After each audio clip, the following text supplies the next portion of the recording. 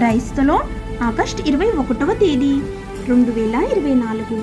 ఈరోజు దేవుని వాక్యం. దైవ దృష్టికి మంచివాడుగా నుండువానికి దేవుడు జ్ఞానమును, తెలివిని, ఆనందమును అనుగ్రహించును. ప్రసంగి గ్రంథం 2వ అధ్యాయం 26వ వచనం. మనము ప్రభువైన యేసుక్రీస్తుకు మనల్ని మనం అప్పగించుకొని ఆయన్ను మన హృదయంలో పరిపాలించుటకు అనుమతించినప్పుడు ఆయన మనకు జ్ఞానాన్ని అనుగ్రహిస్తాడు. అది ఈ లోకపు జ్ఞానాన్ని సిగ్గుపడేలా చేస్తుంది. దేవుడు తన దృష్టిలో మంచిగా ఉన్నవారికి తెలివిని, జ్ఞానాన్ని, ఆనందాన్ని ఇస్తాడు అని ఈ వాక్యం తెలియచేస్తోంది. ప్రభువు మనకి జ్ఞానాన్ని ఇచ్చినప్పుడు ఆయన దానికి దుఃఖాన్ని జోడించడు. బదులుగా ఆయన జ్ఞాన సంపద మనకి సంతోషాన్ని కలిగిస్తుంది మరియు ఆయన నామానికి మహిమ కలిగించే నిర్ణయాలు తీసుకునేలా చేస్తుంది.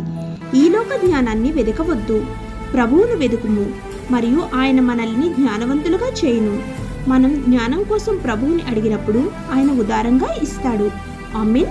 God bless you.